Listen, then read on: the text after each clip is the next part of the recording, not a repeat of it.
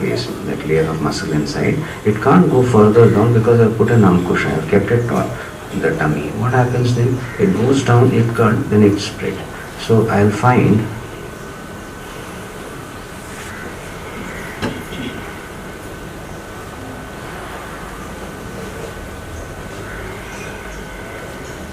my ribs will move sideways.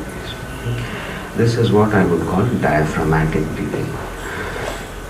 Not that, or letting the belly come out. That is belly breathing.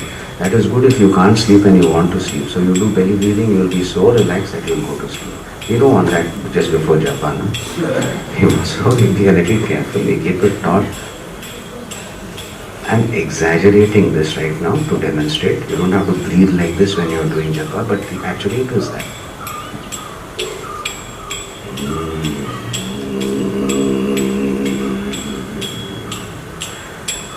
It's a very controlled, not excessively controlled, but a very poised state of the prana sanchara happens. And the next physical, the prana movement, subtler emotional, and then mind, and then buddhi start getting into place. So asanas I've already done, but I'm aware of my asana as comfortable. If I'm not comfortable, I'll sit on a chair or a stool. I'll use a slight elevation. I'll make the body as comfortable, sthiram sukham asanam, as much as possible. Then my attention is on the prana sanchara.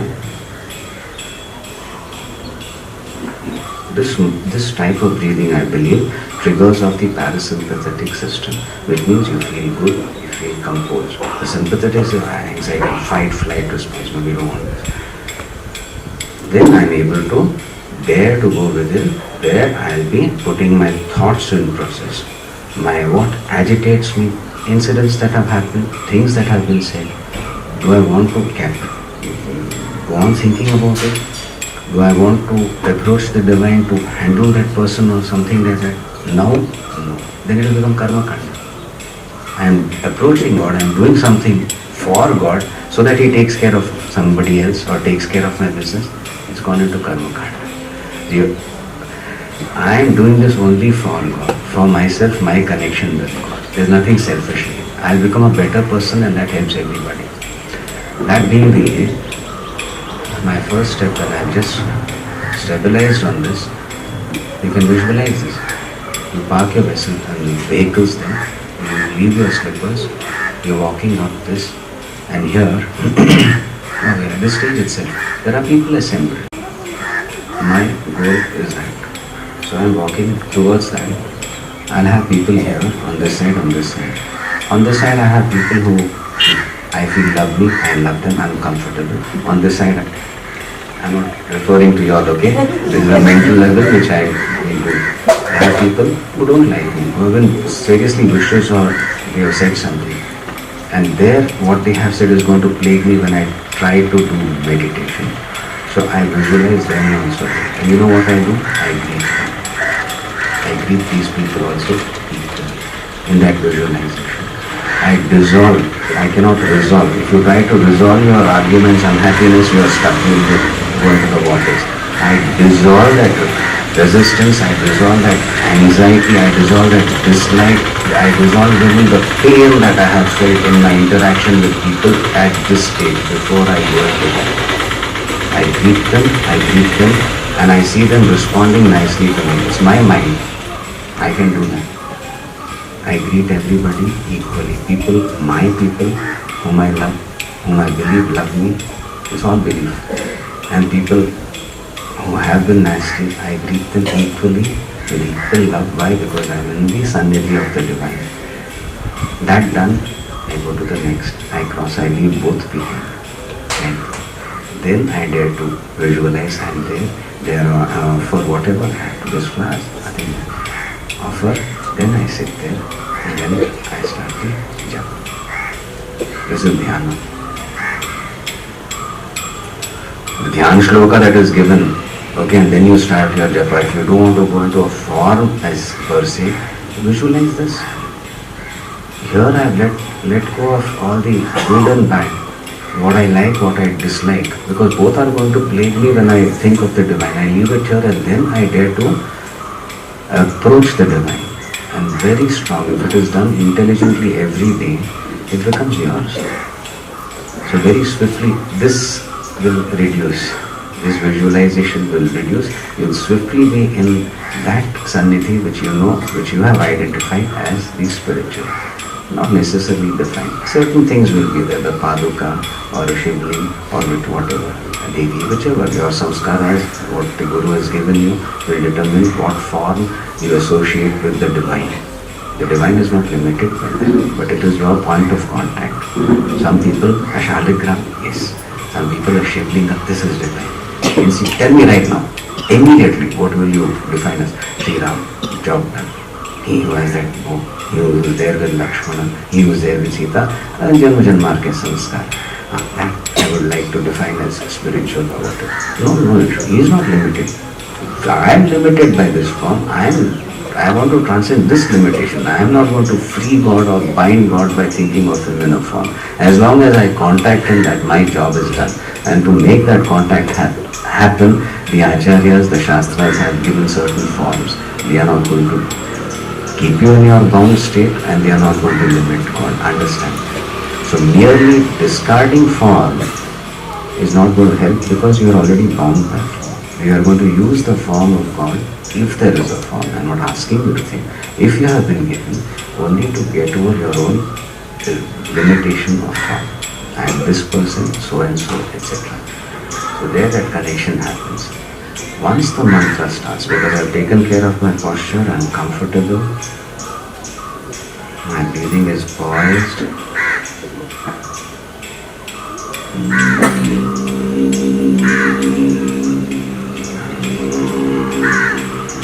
what I did yesterday, I may use some mantras intelligently and then I will receive.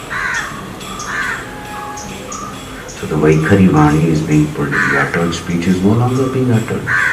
So then, once I stop uttering, still whatever thoughts are a subtle level of speech only, there I start my mantra japa. I am aware of it. I am aware of my breathing also. This is a Madhyama level. But there's tremendous intensity where the mantra goes on very, very fast. And I'm just paying attention. I don't want to be disturbed. That state is almost at the level of Pashyanti, subtler level of Vani. And there the mantra starts acting. The Devata of the mantra starts responding. Why? Because I am not troubling the Devata with me. I am meditating, I am thinking of you. This bhavana has gone. Makes sense? Anything making sense? I am reading a book. I know the language, as I say. Simple example I keep giving you.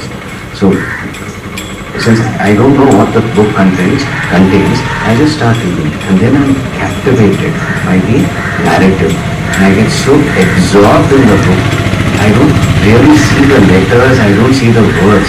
I am transported into the world of the author. At that time, I don't want to be disturbed. I will not be disturbed. That rickshaw went there, I would not have been disturbed if I was reading, engrossed in something, isn't it? Not only other things, I would not like to disturb myself. If I am conscious I am reading, that narrative breaks. I can't enjoy that. So I forget myself and even myself in the narrative. You understand? That is akin to dhyana. The process, the feeling that I have to do, I should not think of this, that has all been left, and the intensity, the oneness that is happening, it is upasana. So when that intensifies, and there in upasana it is love, it is tremendous love. That happens when your japa has begun in this manner. You have taken care of the body. The prana sanchar is so beautiful. Having done Anulom Vilom earlier, right now with this type of breathing, there's so much intensity, you don't want to be disturbed. So the japa is the only thing. It is no longer a set of words. It is the divine. That is what it is supposed to be. What is the mantra? The mantra is the sharira of the devata. This is my sharira. The mantra that I have received, whatever the mantra, is the sharira of the devata. I am, but when people want to communicate, they have to speak to me. I am restricted to this body right now as a jiva, and the devata, the sharira is the mantra. So So first when I receive the mantra, I do the nyas. I place the rishi of the mantra in the head. Guru Tulya. When I'm going to utter the mantra, it should be chandavad. I can't go on just repeating anything, forgetting half the words or gasping. So I'll keep a chandas, the meter of the mantra in my mouth. I'll invoke the devata of the mantra in my heart. I'll invoke the shakti, bija of the mantra in my muladhara. The shakti and the kila. In this body, I am invoking the entire mantra. This is my body, that mantra, the words, etc. are the devata sharira, and I invoke the sharira as the devata in this body. Then what do? Still aham, I am there. There I become one with the devata, the divine aspect of the mantra. That is through japa. Having done the nyas, when I merge into that, there is so much love. You understand this? So these aspects have to come where this upasana, as you said, we do upasana here, not karmakam, becomes meaningful. If even when we sit for japa, there is too much restlessness, we have to attend to it. To a certain extent, we can take care of the body. The emotional, we have to take care. Even pain, undefined pain, frustration, whatever, can simply be offered at the feet of the Guru. Because you deserve that, okay? You understand what I am saying? Your skirmishes, daily skirmishes, this man said that, so I am so unhappy, and this man has always been vindictive, etc. You have accepted the responsibility as my prarabdha, so before you ascend those steps, you have said, I'll greet those people and I'll dissolve that antagonism or fear or whatever I have. You have done your work with your kartritva. When you go there, still there will be Purvajanma samskaras, some pain unidentified. I don't want you to go into psychoanalysis or do regression and all. That is the latest fad. Everybody makes money, you lose. Regression. So don't. The yogis just said this is there. Innumerable janmas. Don't try to trace back. You will find, most people find, knee pain and all. What is the cause? Because you were an empress in some life. You used to make people kneel down. So now you are getting knee pain. And that patient comes back. Knee pain continues, but very happy. Why? Because some janma I was an empress or emperor. This foolishness, somebody is making money, you are losing on all levels. Discard. If you really have a trained person, they can help you understand something in your past, even this janma has traumatized you. You cannot face it, you don't remember it, but now it is coming out in some funny reactions. Let those experts deal with it, because they know how to bring it to your conscious mind also, where you won't be again shocked by that, but you'll let go of that. That is another thing. Don't indulge in this. So right now, what do we do as sadhakas? Before psychiatry became so well-paying profession and very necessary, I have done my job. I have resolved whatever I can. Those are gunas, isn't it? Maitri, bhavna, etc. For people who are antagonist or something, what does Yoga Shastra say? Develop maitri towards them, at least internally. So I have done that. Still there may be some pain, etc. What do? We offer it. That is the visha that we offer Shiva. This churning that I am doing right now before japa, it is going to bring out a lot. Before the amrita, this visha halahal will also come out. I don't know what is. I can't go into it. I don't dare to. What do I do with this? I offer it to you. I don't try to analyze it. I just offer it to you. No matter what kachara comes up, what pain comes up, I simply offer it into your feet first. You accept it. It becomes your bhushana. He just holds it. Neelakantha he becomes. Like that I just offer it. You can deal with it. You won't be poisoned with it. I am finished if I try to deal with it or keep it somewhere. It's poison. So even that we offer. This is upasana. Makes sense? Yes? Because in doing that your bhakti, your love is really coming out. By if you deny yourself that, you retain the poison and your connection is also not happening. Only you can accept this and it won't damage you. You have the capacity to digest it or keep it or wear it like an alankara. I don't care. You can. But I do. And in that, my love for you, my sharanagati, my surrender, etc. is happening. It's happening so beautifully. So this is all part of what I would call upasana. then the Rama Nama that you do becomes meaningful. Because we have to do it, we are part of society, so we have to do it together, we'll recite it together, we'll sing it together, but ultimately we are inclusion also. So when you sit, when you do your japa, you should be able to go at the mental level also. And this is what we traditionally call japa. Patha is when you do it. Bhajan, you shriek, you belt it out, bhajan. And if you have some discipline of tala and swara and all, even better, even God will enjoy it. Otherwise you will enjoy it, you'll see. So then we can sing together if there is some resemblance of order in that, so we are on the same page, so to say. So that is bhajana. Stotras are a little more cultured, you should know how to recite it, right? And pronunciation, etc. Vedic mantras are a totally different class also. I don't expect everybody to be groomed in that way. Anudat, Udat, Swarit has to be as it is. You can't add new tunes to it. Whereas one stotra you are accustomed to saying, you can change the tune every day. There is no dosha. You can't do that to Vedic mantras. So that's another category. So then we do that. And then, but when it comes to our own ucharana, it is in another manner. You do Lalita Sahasranam, for instance. So there you learn this harmonizing the breathing and ucharana, so that the mind also begins to focus. If I see somebody, Om Shri Mada Shri Maharaji, Srimad Singhasaneshwari, Chadakni Kunda, Sambhota Deva, what is happening? I don't know what is happening. Nobody knows what is happening. So at least the first thing you can do before you go into emotional bliss, etc., at least learn to say it correctly. What is correct? Ucharana, the best you can do. But Srinatha, Sri Maharaj, Srimad Simhasaneshwari, then probably take a breath. Nikunda Sambhuta Devatarya Samatyata. And then if you have been doing your breathing correctly, you will be able to do 2 lines in one breath. Then you take a breath.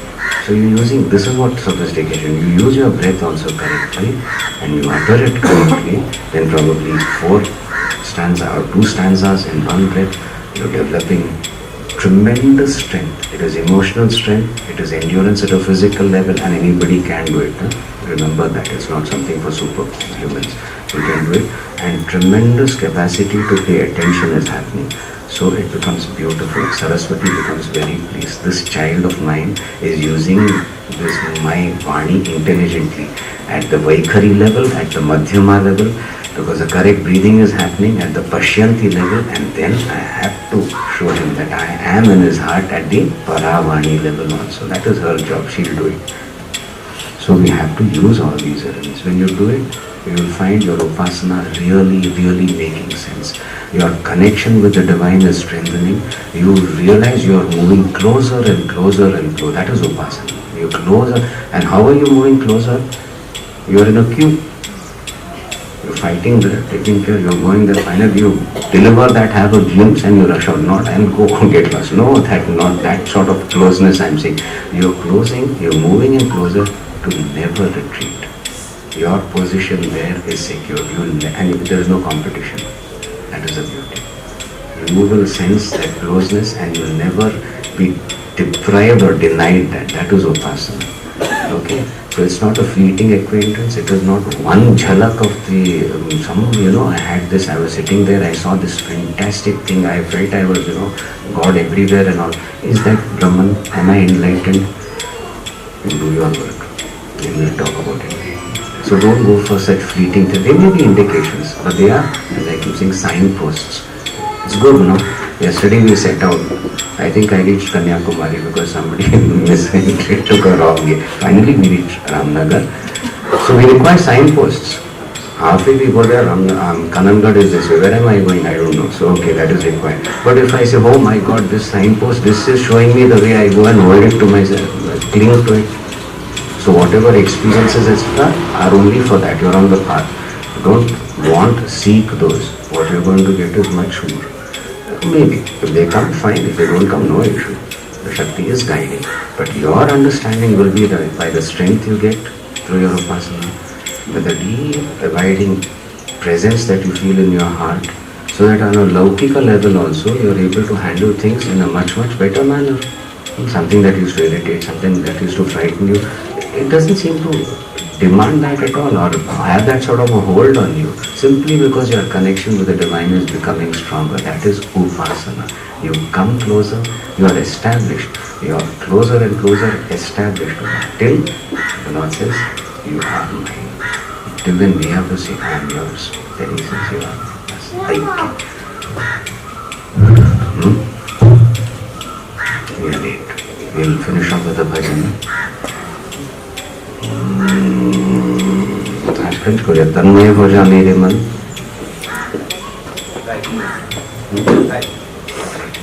We'll do a bhajan. It is a bhajana that is sung by sadhakas. Because you won't have any specific devata mentioned in this. It is just the sadhaka who says he is approaching his own, he is telling his own mind, oh my mind, become tanmaya, become one with God. Before the goal is Aham Brahmasmi. But when you try to go about it abruptly and without the adhikara, it becomes meaningless. You will dry off. You just have some Brahma that you are Brahman, etc. At just a mediocre intellectual level. No, we have sensed, we have had the privilege to experience the divine in the presence of a living master. So I cherish that memory. And now that I am telling my mind, become one with that, become one with that at various levels. We'll do that bhajan.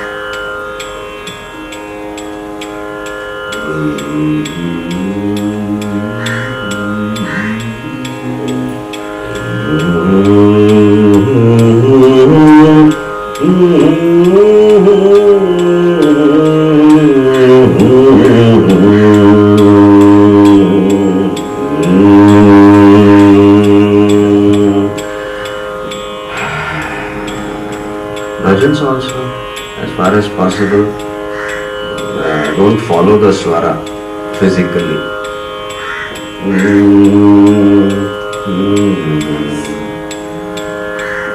That means,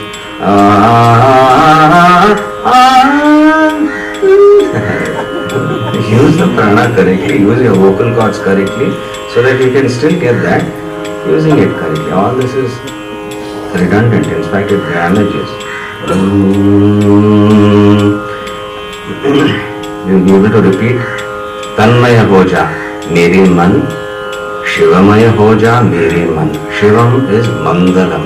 Become auspicious. Give up your tendency to think of nonsense or be unhappy, etc. Mangalamaya Hoja. Tanmaya Hoja, Mere Man. Shivamaya Hoja, Mere Man. Tanmaya Hoja, Mere Man. Shivamaya Hoja, Mere Man. Tanmaya Hoja, Mere Man. Shivamaya Hoja, Mere Man.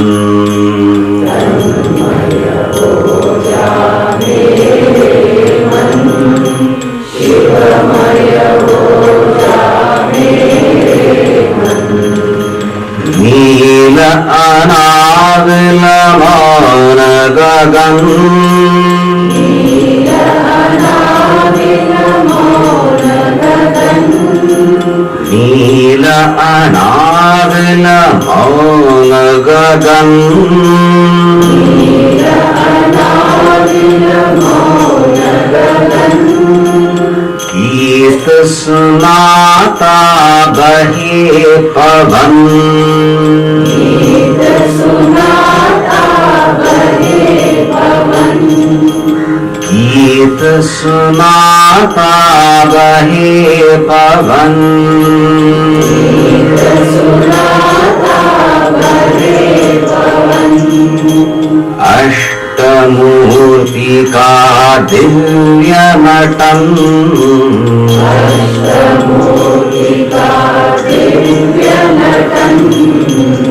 अष्टमूर्ति का दिव्य नटन,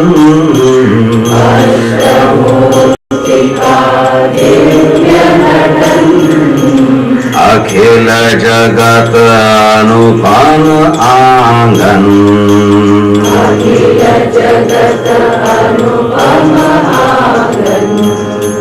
अखिल जगत अनुपम आंगन,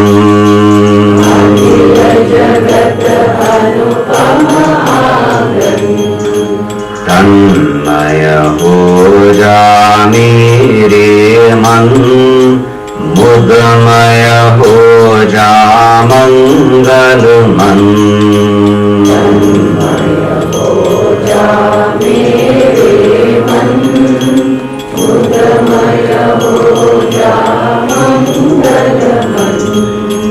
अनहत का विरल स्पंदन,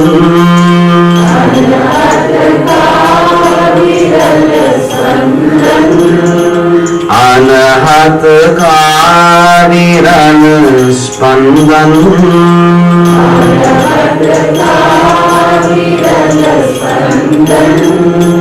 गूंज रहे Giri गह्वर one,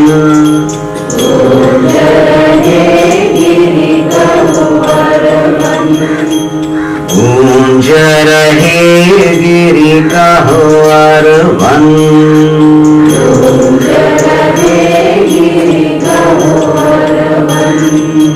संग का उन्मुक्त सदन,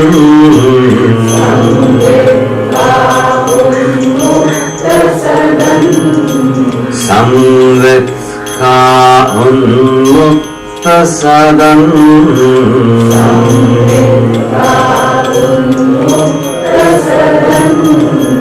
कर ले साधु सतत भजन,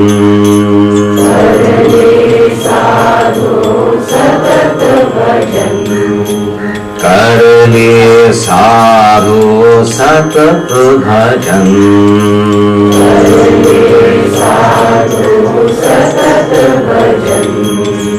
तन्मय हो जा मेरे मन, रसमय हो जा मधुकर मन,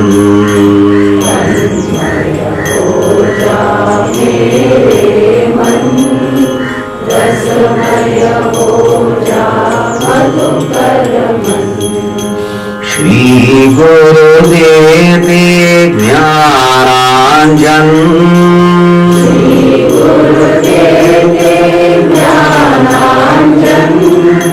श्री गुरुदेव ज्ञानांजन,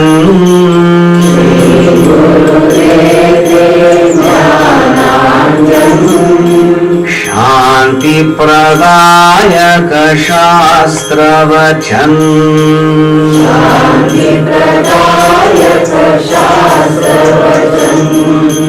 शांति प्रदायक शास्त्र वचन,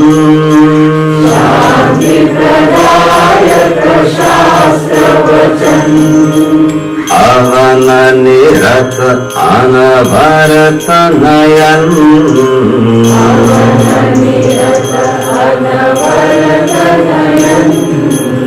अवन निरत अनवरत नयन,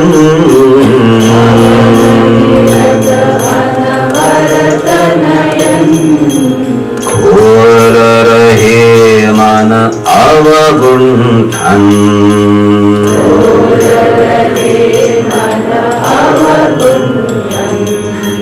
खोल रहे मन अवगुंठन,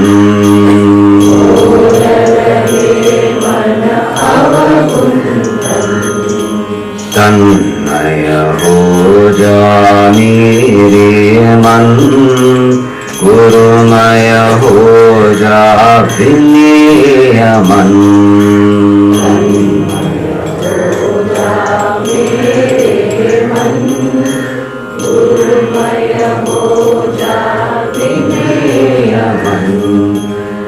जगन्मात का स्मित आनंद,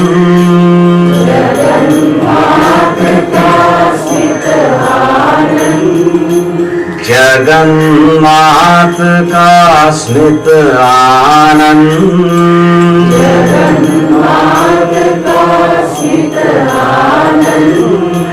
करता है अंतस पावन,